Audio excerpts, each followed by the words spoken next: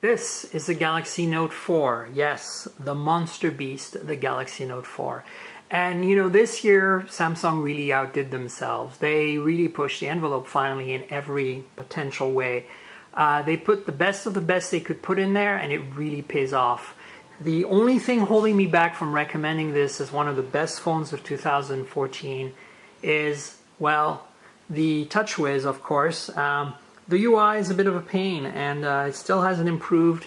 It still sucks, and I really wish that Samsung would give us some kind of like a Google Play edition of this device with an APK you can install to add all the S Pen functionality. Like, here's one of the things I really hate. I've actually changed this to a list view, which is much better, but by default it comes in a tab view here, which is really terrible. This is the settings, by the way. So I don't understand why they're trying to change something that is already in Google's OS that's just perfect to start with. Anyway, it also doesn't have Lollipop yet, but it's coming. What's so great about the Galaxy S4? Well, let's start with the guts. 3 gigs of RAM, Snapdragon 805, but here's the killer. This display you see in front of you, it's absolutely gorgeous. It's an AMOLED display, and it's a 5.7-inch display with a Quad HD resolution. That's 1440 by 2560. That's unbelievably high res. It's a gorgeous display.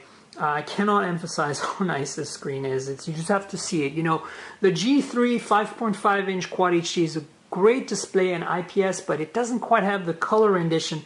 And for an AMOLED panel, this is so accurate in terms of color reproduction. It's really stunning how far Samsung has come with AMOLED, making it look and feel so good. And of course, if you flip it over, it looks very much like last year's Note 3 with this kind of faux leather finish, this kind of meh finish back, but it doesn't have the fake stitching on the edges. And most importantly, you get the heart rate monitor / flash combo you get on the Galaxy S5.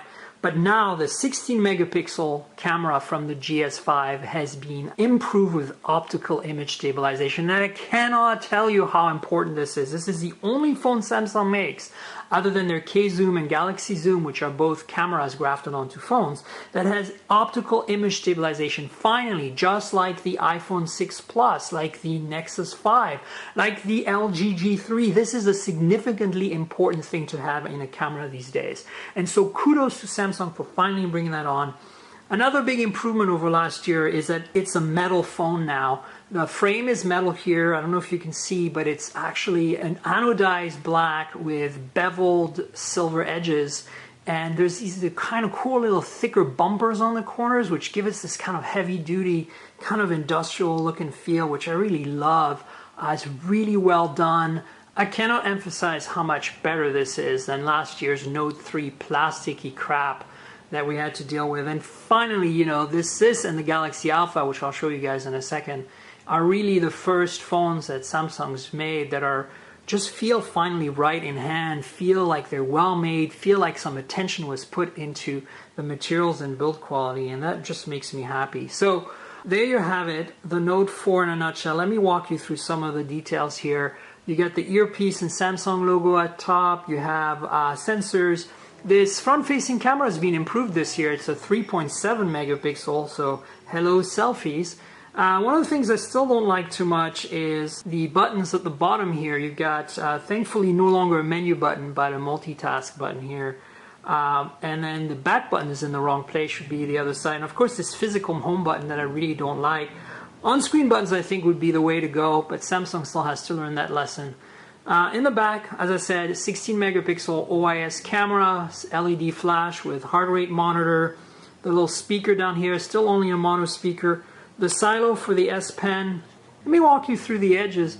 3.5 millimeter headphone jack. You can see the plastic embedded dividers for the antennas. One thing I don't like about the Samsung, they've been doing this on the GS5, the Note 3, and even the Alpha, is that the frame goes around the headphone jack like this. I think it should be beveled perfectly flat, and they should cut off the headphone jack. But hey, you can't always win. Obviously, beautifully machined power and lock key here on the right-hand side, nothing else going down.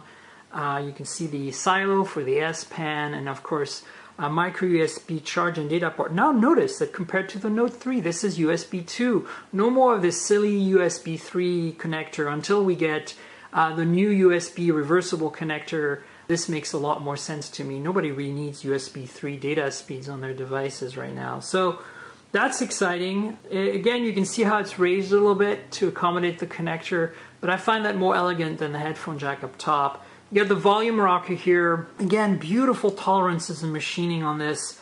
I cannot emphasize how much a phone as expensive as the Note 4 should have beautiful materials and build quality like this device finally has.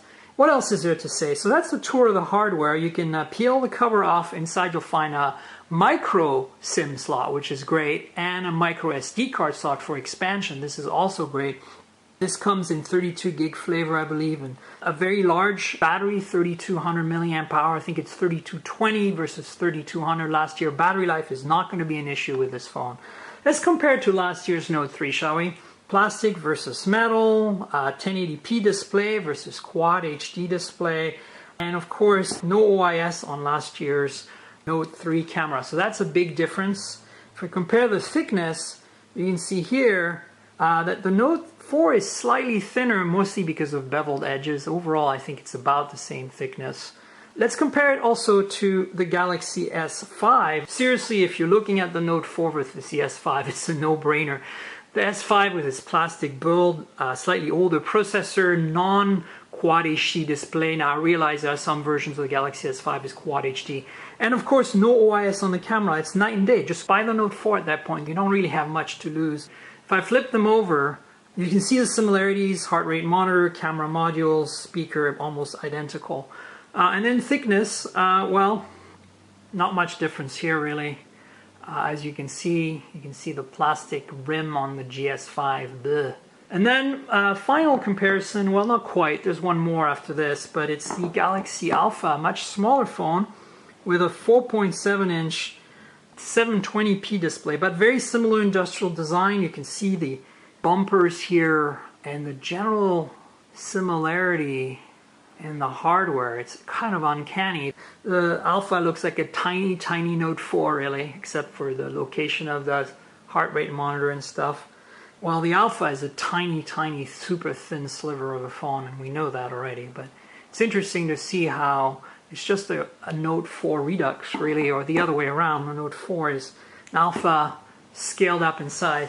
There's one more comparison I want to do, and that's with the Nexus 5. Here's my personal Nexus 5, my favorite go-to phone that I use as my daily driver. And as you can see, obviously a much larger phone, but I had to compare them because, well, you know, they are two of the best phones you can get. Of course, this is running Lollipop here on the Nexus 5. This is still doesn't have a Lollipop upgrade yet.